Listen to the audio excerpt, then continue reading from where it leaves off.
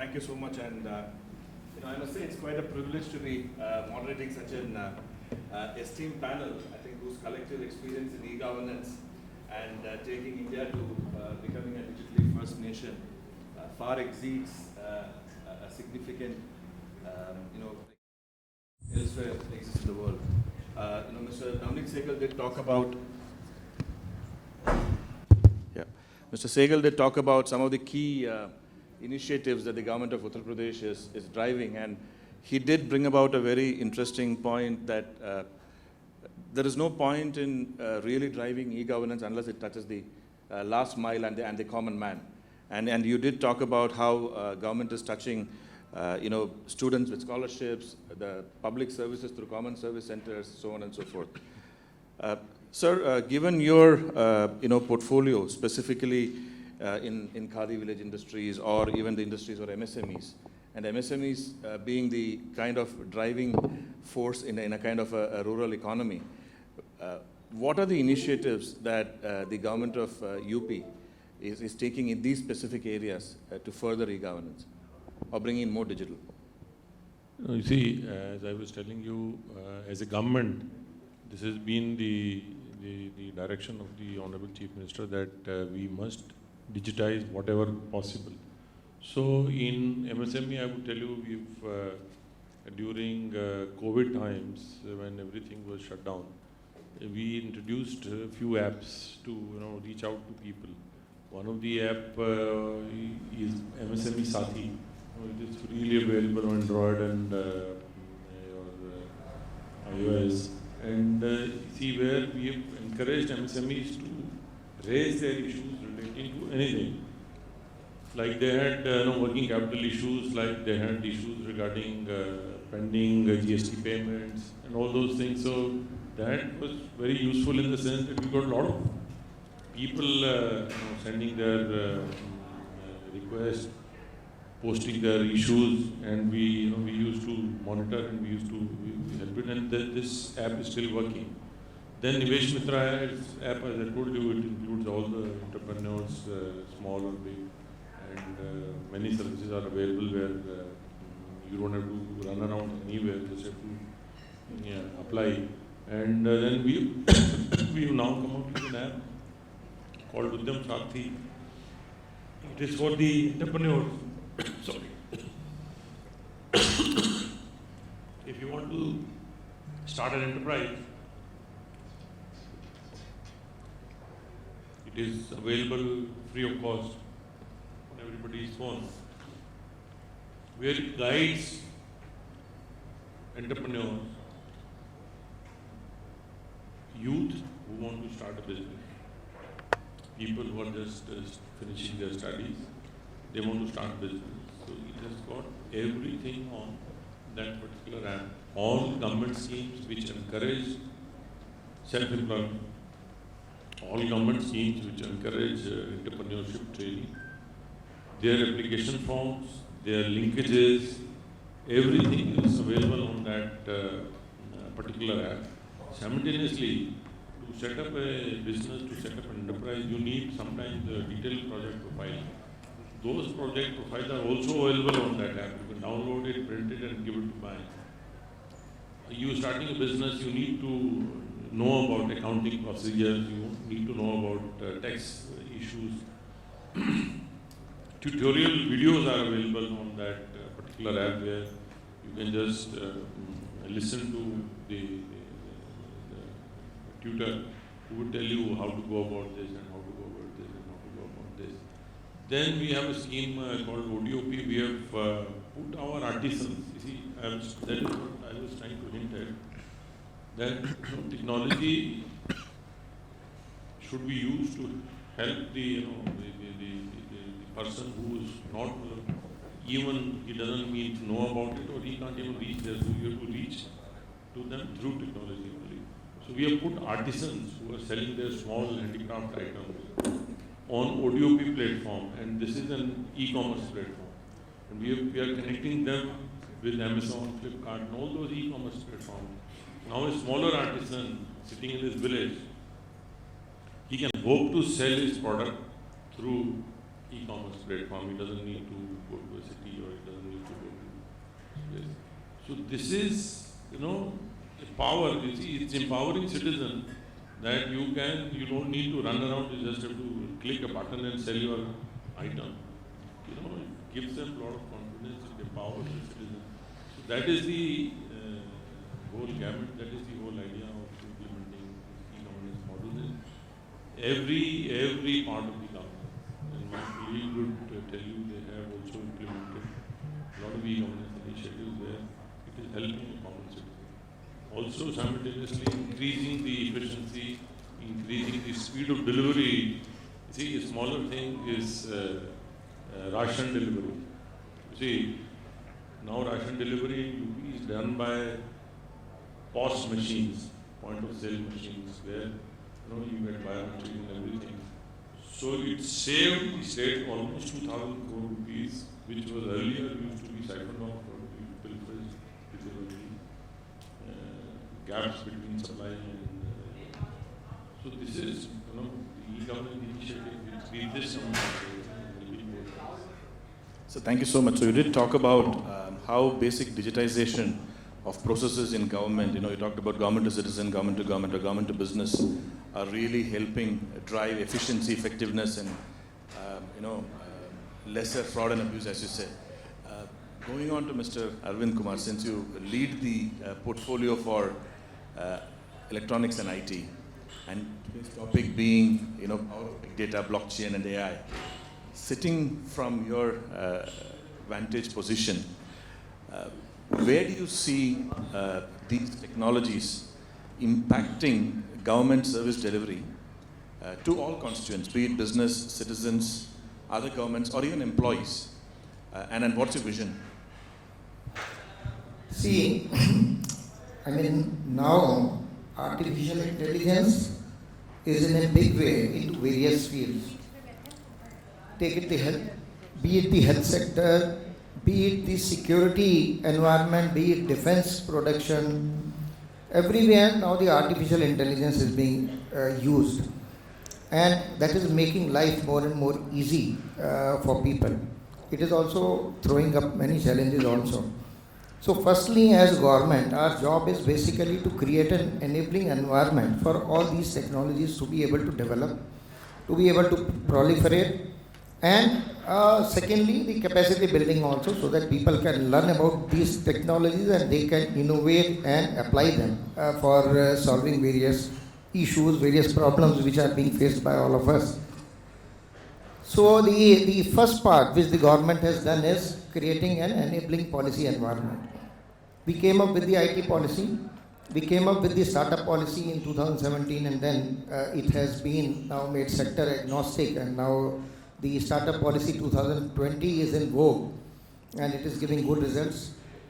The basic enabler for all these technologies, big data, AI, etc., is blockchain technology is firstly data storage and then data analytics and data processing. So we came up with the data center policy also. I think we were the first states to come up with a sound data center policy in 2021. And my colleague is also here from Telemedia. He would also, I do not think he is directly involved with setting up of data centers, but his colleagues are, and they would vouch for it. Recently, in the groundbreaking ceremony, we sanctioned 5 projects, and the groundbreaking was done by Honorable Prime Minister. And there is a 16,000 crore worth of investment which is coming up, and it is a 450 megawatt of capacity which is being set up. That is in Noida and Greater Noida. There is another 4 or 5 projects, including Telemedia project also, which are lined up. The SIFI 2 projects are coming up in data centers. So another 4,000 crores of investment with the 300 megawatt capacity is also coming up. It is also in Lucknow, in Kanpur, and in Greater Noida. So now once the data centers get set up and the space becomes available, then the data analytic firms, big data analytic firms will also move in. And then they will create enablers for people here, innovators here, to be able to use them, because they are at your doorstep. The skilled manpower will also be able to use those facilities sitting anywhere in UP. So that is one. The second big enabler which as government we are creating for enabling all these technologies is setting up of center of excellences. Now the startup policy enables setting up of center of excellences. One of the fields which is very critical is the artificial intelligence and machine learning. And we are setting up, we have already set up with IIT Kanpur and with FICCI one center of excellence in Noida. And this has already come up. A number of startups, I think more than 50, have already got onboarded, and they are looking into various solutions using artificial intelligence, be it in the field of health, be it in the field of drones, their applications, etc. So they are all being taken up there.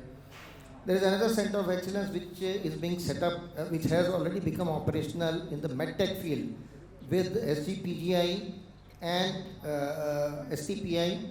And with the support of the government of UP, we are providing 10 crores each for setting up of these center of excellences. So that will be an enabler for all these applications, the AI applications. They can connect with the center of excellence which is there in Noida to solve their issues. You see, now all these diagnostic devices which are coming up in the medical sector, they basically, their key enabler is the database which they generate, the data which they collect. Now if you have to diagnose a disease, you should be knowing what are the kind of genetical codes which are driving those diseases. And if you are able to collect data from various geographies, if you are able to pull in, if you are able to dig deep into it using the entire all these technologies, you will be in a better position to be able to diagnose that disease. And now with small devices only, you are able to come out with diagnostics and at an early stage. So all these things are being enabled. In the defense sector also, there are so many applications of AI and big data. Now, you are all aware that we are setting up a defense corridor in UP. There are already 6 nodes. So many key investments have already come in, right from BrahMos to Bharat Dynamics Limited, which is setting up a missile manufacturing facility here.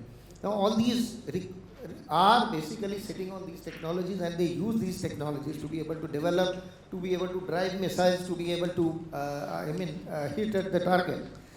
So they also need center of excellences. We have already sanctioned 2 center of excellences. They are already coming up. They are developing prototypes, and they are working closely with the industry so that all these technologies, the benefits of them get harvested. So what I am emphasizing is that these center of excellences which the government of UP is setting up, one of them is, 2 of them are being set up in the drone field. One is in IIT Kanpur, the other is in AKTU. In AKTU, we are also setting up a center of excellence for blockchain technology and its uses, and for running courses, for also driving applications. So once these center of excellences get set up, they come up, the requisite manpower for solving various life issues, for various problems, developing various products, they will automatically come up. So I think a couple of very interesting takeaways. One, you are focusing on setting up the enabling infrastructure, be it hard or soft.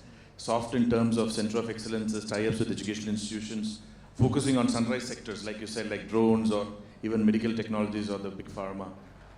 And the other part is the hard enablers, like going in a rapid phase, in a rapid manner on setting up huge cloud computing or data center capacity and capability. So that brings me naturally to our colleague in terms of data center and cloud and everything else. While this is an underlying enabling technology, without compute or infrastructure or some of the as-a-service components on cloud, it's very difficult for e-governance initiatives to flourish, right? From your vantage point of being the provider of the underlying foundational infrastructure, where do you see, what more needs to be done in the e-governance domain? And where do you see things have been going really well in the e-governance domain, from your vantage position? Hey, thanks for that.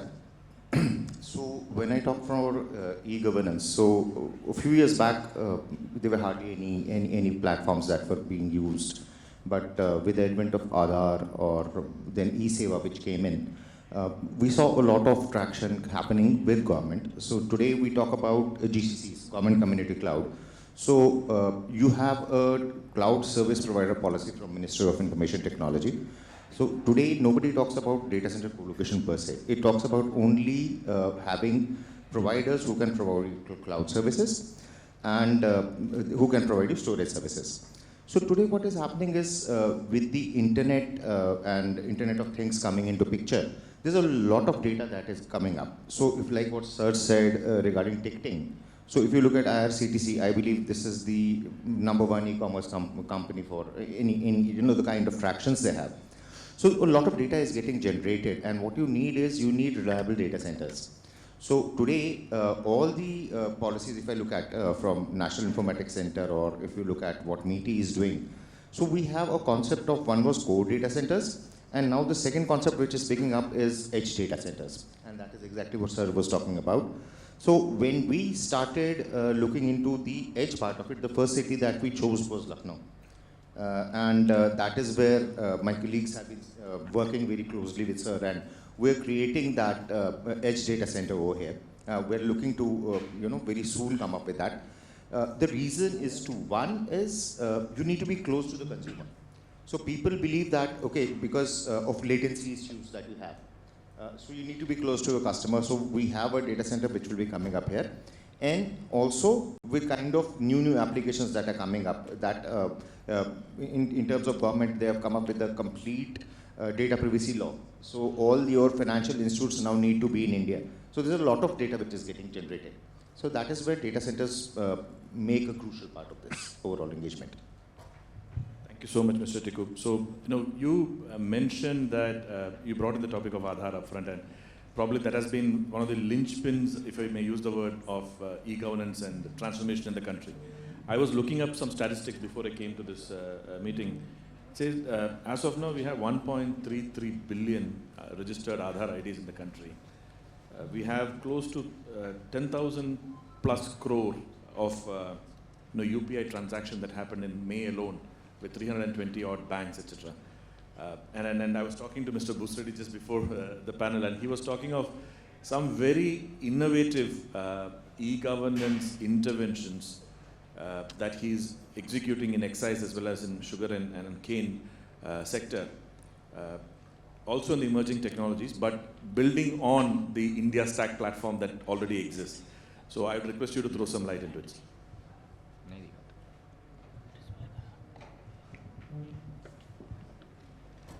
Being a lawyer, I prefer from a dominating position.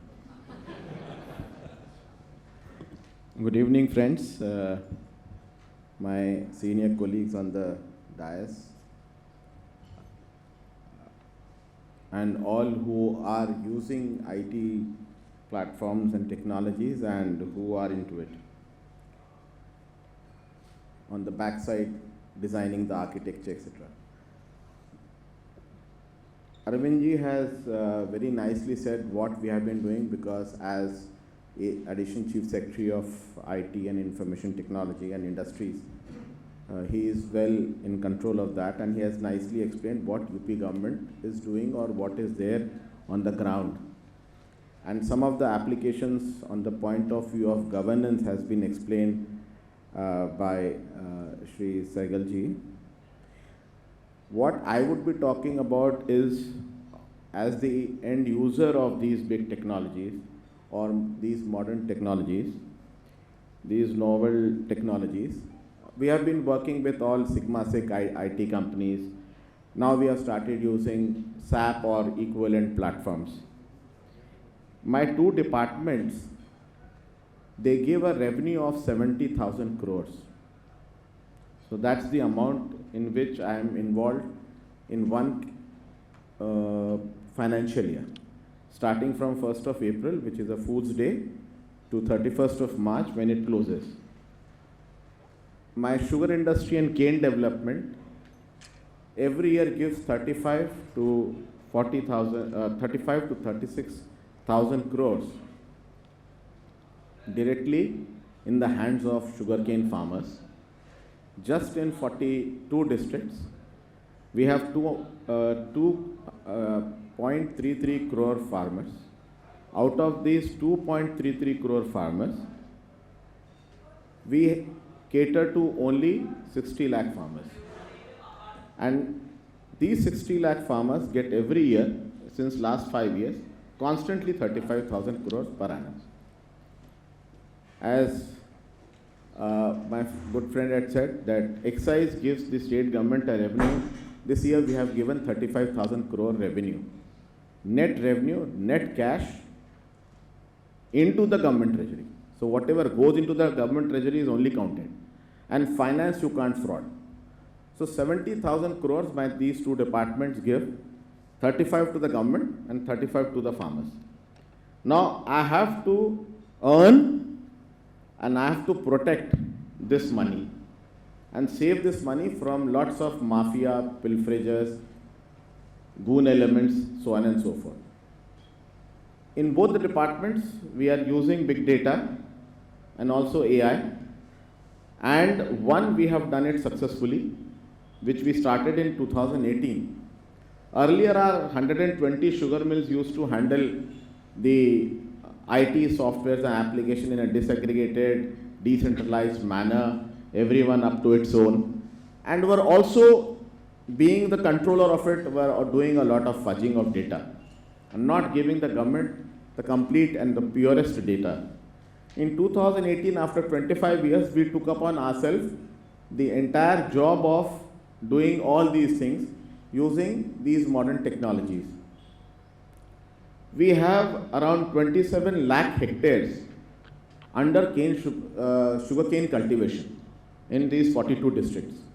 60 lakh farmers are dependent on it, which means 3 crore human beings, including their family members. Of the total population of that time, 22 crore, 3 crore population is dependent on these sugarcane farming, plus 10 lakh laborers every day for harvesting. That's the number. And a lot of mafia was there, a lot of illegal mandis were there, and lot many things were going. So after 25 years, the government decided to took upon itself a very horrendous task. The best thing we did is we used technology. Had we not used technology, we would have been in real hot soup. So we used a very good technology. And today, starting from the sugarcane farmer's farmland, how much land is in his or her name, what is his or her portion in the family, how much land he is cultivating and he is sowing sugarcane, and how much other crops like wheat or something, how much he will supply. His entire survey is done through these technologies. We call it a handheld computer, HHC device. It goes through the around the perimeter. His survey is done. The farmer is there, the sugar miller is there, and the department is there. It's all done, and then everything from that to the end supply of sugar cane to the mill is through this technology. Earlier we used to distribute parchees, and those parchees would go through a parchee runner, would go, some goon would snatch it. All that is over now. So everything, it goes directly into his SMS inbox. And let me tell you what I have learned. We were quite skeptical when we were doing all this. UP hai, Grameen, Unpad, rural. Let me give you one simple example. Time is running short. Of my 46 lakh farmers, all my farmers have my app downloaded. There is a Smart Ganna app which is there, and each and every farmer. Now you say, "Arey to bahut sare farmer Android, non-Android pe ho gaye." Yes, their sons, daughters, granddaughters, grandsons have downloaded. And two things I'll say. Earlier, every year we would have lots of law and order problem. Roughly once every week, midnight. Somebody would go and ask for cane slips. The manager would give. He would be thrashed. The laborers would stop the mill, and there would be a law and order in that district. All of us who have worked in the sugarcane districts we know, and those of you who have sugarcane farm, you also know. This used to happen. And then getting an FIR filed, सबको पटाओ मनाओ दोनों तरफ को कि भाई नहीं अच्छा हो गई गलती मार दिया झाड़ दिया, all that drama would go on the whole night. Now nothing goes. Nobody can give you a cane slip. Neither the Honorable Chief Minister can give one additional cane slip, nor the cane minister can, not I can give, nor anybody can give. So now each and every farmer knows, each and every politician knows, each and every goon knows that nobody can give. Something happens in Lucknow, from where it comes directly through SMS. So all this tamasha has stopped. It has given peace. You ask any sugar miller and ask their cane staff, the chief cane officer, his life has increased by 5 years, and the mill head, the occupier or the general manager's life has increased by 5 years, because every day they were thrashed. From October to May, any day, any time, they can be thrashed, daytime, night time. They were dragged out of their house, so that is one. Secondly, one good thing, few old farmers came to me and they told me another story of it, of this smart ganna kisan. They said, साहब आपने काम हमारा बिगाड़ दिया. मैंने कहा क्या कर दिया आपके स्मार्ट गन्ना किसान ने? बोले हम सुबह सुबह जब गन्ना छीलना होता था तो परिवार के लोगों को बोलते थे कि हमको तो पर्ची लाना है, हम सोसाइटी जा रहे हैं. Now when we say this, they said, we all know it is this in our app, our पर्ची would come, cane slip would come on this day, so you better come with us and start harvesting the cane. So I have seen so many human aspects coming out of these good technologies. The next one which I would like to say is the track and trace project which we are implementing in Excise. Because our excise revenue was 14,000 crores 5 years back. Now it is 36,000 crores. And we are trying to take it to 50,000 crores this year. We have made many roads into and gone into modern excise policies, which is now being adopted by many more states. Let me tell you, this smart ganna kisan is now, Karnataka otherwise is very high on IT, and it is very big, Bangalore and IT. But they also came and asked, and their farmers also came, and now you must have read in newspaper, their farmers have asked their government, the way UP government has done the smart ganna kisan, you please provide this platform to us also. Now another is a track and trace project. Every drop of spirit or alcohol, the moment it would be distilled, to your tongue when it would reach, will be tracked and traced. So you can, when you buy a bottle of beer or a can of beer or a wine or whatever, now we are also starting winery in UP. We are most probably this year, because we waste a lot of fruits, we produce a lot of fruits. A lot of fruits gets consumed, but a lot of fruits gets wasted because the keeping time is less. So we are coming up with a few wineries in UP based on, not on grapes, but on fruits. So the moment this alcohol would be distilled from every distillery, so on the basis of the QR code on the bottle, you can track whether it is a wheat grain-based alcohol or a molasses-based alcohol or a fruit-based alcohol, and from where it has tracked. So we can track the revenue, we can track the pilferage, we can ensure public money, public wealth doesn't get stolen by any scrupulous element in the society. Because wherever there is wealth, there would be some sort of illegal arrangements, mafias and so on and so forth. We have used it and it's now coming up very well, it's picking up very well. Yes, we have to use more and more of blockchain and AI, and a lot more can be done. This is just a beginning. I have just given you a glimpse because just 2 minutes left. We have lots of questions to take, so thank you very much. Thank you so much, Mr. Bhoosreddy. I learned a new term, as they say, farm to folk. Now you introduce something, farm to tongue. You know, 2 minutes left. Before we open up for questions, I have only one question, kind of a rapid fire, if I may, to each of the panelists. A lot of things have been done with technology and e-governance, and all of us agree a lot more needs to be done. What in your mind would be one key killer e-governance application that you would like to execute in your respective fields if policy or budget were not a constraint? I think whatever we could do, we are putting it because we are doing it. So you can't do everything in a one day. But I think the best would be to a citizen can avail of every facility from a government sitting at his house. He doesn't have to travel to anywhere. So what we call as doorstep delivery of services, everything home delivery, wherever you are, whenever you are, day or night, you get whatever you want. Thank you so much. So there are two big initiatives to emphasize upon. One is you must have heard of the PM Gati Shakti portal. Now this is one portal which is coming up where all the infrastructure projects of various departments like road, rail, canals, transmission lines, everything which is an enabler for an investor, everything is getting put up there. And now by use of the artificial intelligence, this portal, because every infrastructure, every cluster is getting georeferenced there, even land details of each farmer are being plotted there, they are being georeferenced. So if you are going to set up a project in any part of the state and you go to the portal and you draw an area, it will tell you which are the land parcels which will be involved, to whom it belongs, whether this land is disputed or not, which are the permissions which will be required from various departments. Like if there is a transmission line going on, you can see it on the portal that there is a transmission line and you will need a utility shifting permission.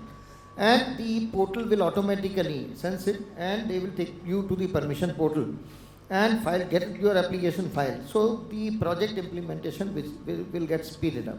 So this is going to be one revolutionary change in project planning and management and execution, faster execution of the government schemes, not only the government schemes but also of the private investment schemes.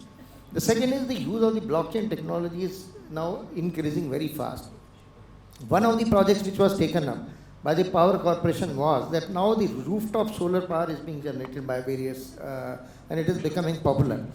And there is a lot of emphasis of the government also for this generation. Now, as of now, the consumer or the prosumer, which is a new term which is being that he is a producer and a consumer also of electricity. So the prosumers are able to sell this power only to UPPCL, and that is at a fixed rate, the surplus power which they generate apart from consuming. Now, we recently experimented in UPPCL on the direction of UPERC using blockchain technology, and so that a prosumer can sell this power through using the blockchain technology and get more revenue from it. So once this technology and this pilot project has become a success, and now UPRC has asked that this technology be used in other corporations also. It was tried and tested in Lucknow with about 12 consumers.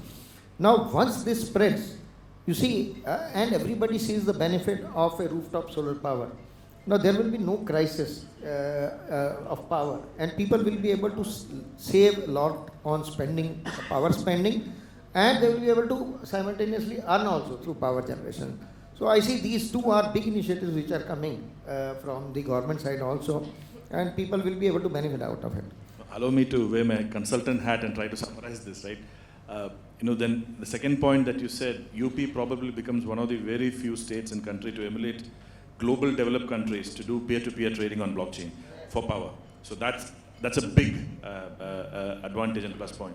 On the first one that you said, sir, it's about decision support system for large-scale project management, leveraging geospatial big data and analytics, if I may put jargon into it, right? And again, this again is a first of a kind, really cutting-edge technology intervention. I totally agree with what Arvind sir had said. And that would also be, in a way, game changer for the state as well as for the investors, because they really had to run helter-skelter to get each and every permissions, know where the infrastructure, people would not tell, somebody would keep it suppressed under the carpet. Now everything has come. So basically, life is becoming very, very easy, which the government of India and the state government wants, ease of living and ease of doing business. as well as things are becoming transparent and very clear before everyone, and very, very equitable to each and every player. Sure. Thank you so much. Rohit, last thoughts? So like sir said, regarding the green power, so today at STTGDC we are running a capacities at somewhere around 30% of green power. So that is where we're investing big time. And we're also looking to get carbon free by 2030. So more and more green power is that we're using. Coming up with Excise to, to create that kind of infra where new e-governance applications can come in. So that's what we're working on. And increasing the footprint all across the country. So today we are looking at doubling the capacity in the next 2 years. That's what we're doing, being more close to all the government applications, so they can have their application in edge sites, they can have in core sites. So that's what we're doing. Thank you so much. Before we close, perhaps 1 or 2 questions from the audience. Any questions? It's very hard to get a panel of this eminence sitting in one dais. Good evening, sir. So my question is about this and so basically just Take the mic close. So if let's say that after 5 years you would like to understand that how much employment has been generated by the UP. So do we have such mechanism in the existence that we can understand that how much profit is being generated, how much employment was generated? And likewise for the MSME, let's say that we have the MSME, lot of MSMEs in UP. So can we have that data that how much GST is being filed by these MSMEs? And later on, this data will help us to understand whether the MSME is progressing over time or not. Let's say that GST has filed some amount of GST last year, but it hasn't filed that same amount of GST this year. So the government would understand that there is something bad happening with the MSME, that why it is not performing, and it could not be sustainable after a few years. So some kind of data exchanges, I think that it could be required, and whether there is such mechanism or Now you see, in UP we have a lot of MSMEs in unorganized sector. They are very micro kind of a unit which not registered on any of the platforms. So we have already launched a campaign where reaching out to these MSMEs, giving them an app. See, if you want any facility from the government, you will get registered on that app. That doesn't mean that we will go through your revenues or all those things, because sometimes people are afraid to share information just because they said if you they think if you share information with the government, it may lead to a lot of inquiries. But we are assuring them that it's only a platform. We are asking only information, nothing more. So we are doing now. We are reaching out to MSMEs to collect because they're very small ones. Like many of them, the small artisans, they don't even do 40 lakh business, so they don't need GST number. We are having these issues while putting them on e-commerce platforms also. Because if they are not paying GST, then the other fellow, the e-commerce operator, he also has issues. So we have brought in an aggregator who will aggregate on their behalf and pay GST or deal with GST. But you are right, there is, at this moment, we don't have any such data, how many exactly are and how they are doing. So we are already working on that, because most of them already are on unorganized kind of a sector. We need to reach out to them and get them on board. Perhaps one more question? Yeah, there's one question. Last question, please. So, in terms of today, like the economy is under so much of stress with very high inflation.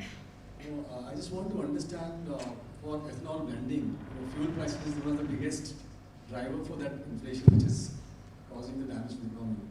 How ethanol blending policy or initiatives which state government is taking, sir, which is going to help us in times to come? See, this is not exactly within today's mandate, but you have asked.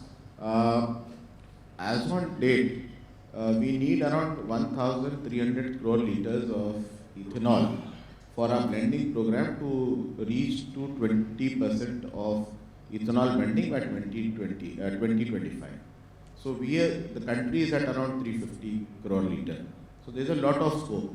Now we are not limiting ourselves to sugarcane. We are also going for other inputs like paddy and corn, potato and other things. So that's happening in a big way. For the next 10 years, there is no looking back. And the EBP program, it's going more or less on the track. And Government of India is supporting it in a big way. The crude price is also favorable and will be favorable in for the next few years, because courtesy also an add-on courtesy Ukraine, Russia. So that's it. See, there is a lot of investment which is coming up from the, since I am looking after the industries, there is a lot of investment which is coming up in the ethanol production side.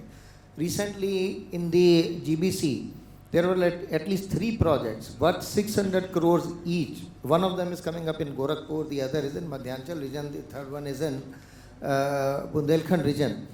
And people are now getting more and more interested, and all these projects are worth 600 to 700 crores. They are putting up big money here, and UP is emerging as the largest producer of ethanol. After the GBC, 12 more projects have been given license. After the GBC. Thank you so much. I think we've come to a close of this session. Just to summarize, we heard initiatives in e-governance from a citizen, government, employee, business service delivery from Mr. Sehgal. We heard from Mr. Arvind the soft infrastructure that is being set up in the state of UP to really take it forward, and heard some very innovative and interesting couple of ideas, one on peer-to-peer energy trading, another on the licensing and project management systems, which I'm sure, sir, under your aegis, the state will definitely implement and become first of a kind for the country. And from Mr. Bhoosreddy, we heard about how he's effectively managed to reduce fraud, error, abuse of 35,000 crores income and 35,000 crores of disbursement, kind of that. And also from Mr. Rohit in terms of the underlying physical infrastructure, that is the cloud and the data center that is driving e-governance in the country. Thank you so much, panelists, for your time. It's been a pleasure talking to each one of you. And we close the session here. Thank you so much.